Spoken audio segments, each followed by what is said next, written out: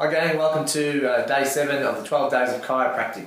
Today we're going to discuss movement, giving you some tips about how to deal with the long travel you may be doing if you're going on holiday, and also about finding the time for a little bit of exercise that is a little bit more challenging at this time. This is especially because we get out of routine, when we're at home and we're working or studying or whatever we're doing, we have a plan and we know where we're going to fit our exercise in. So the first thing I suggest you do is, once you know where you're going and how many weeks or how many days you're going to be away, is to try and plan your time. That's not to suggest that you know everything you're going to do on your holiday, and I certainly think a bit of spontaneity is fantastic. But at least at the end of each day, you should get an idea of what you're going to do tomorrow. And my idea to you is to, once you know, is to write down and commit to doing it.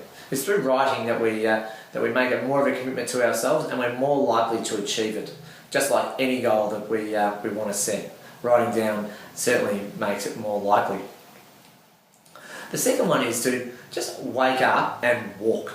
So if you're away, just get out of bed and just move. The first thing you do before you eat or anything else, just get out and walk for 10 minutes. We discussed this yesterday, that everyone has 10 minutes out of their 1440 minutes a day to move. So just get up and start walking. It doesn't have to be intense. It's just about moving and getting our body functioning better, getting our brain to start thinking a little bit more clearly. And once we've started moving, we may find that we have more energy to actually do some more strenuous exercise if we've got the time. The third one is, especially for those who do a fair bit of exercise, is to it's often difficult for time. You've got to spend more time with family, and you might start to feel like you're missing out. Is to increase the intensity of your training, but decrease the amount of time that you're doing it. There's a lot of research out there that suggests that this is probably the most effective way to train anyway. So this will probably be a good way for you, if you're not already doing this type of training, to experience it for yourself.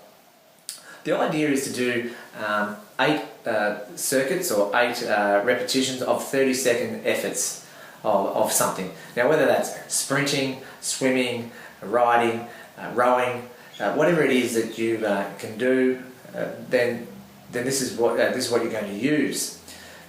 But the intensity has to be hard. It has to be as hard as you can. So if you're running, you're sprinting. You're not jogging. You're going as hard as you can, and then you're resting for 90 seconds. So there's a 2-minute bout, 30 seconds on, 90 seconds off. And we're doing this 8 times. So it'll take 16 minutes, and adding a 4-minute warm-up to start with. Your whole routine is going to be done in 20 minutes. Now, for those of you who are used to doing 30, 40 to 60 minutes of exercise, and you think you're not going to be tired, trust me, give it a go and tell me how you feel at the end. I'm sure that the effects that you normally feel after exercising for an hour of continuous exercise, you will certainly feel these after these 4 minutes, only 4 minutes of exercise.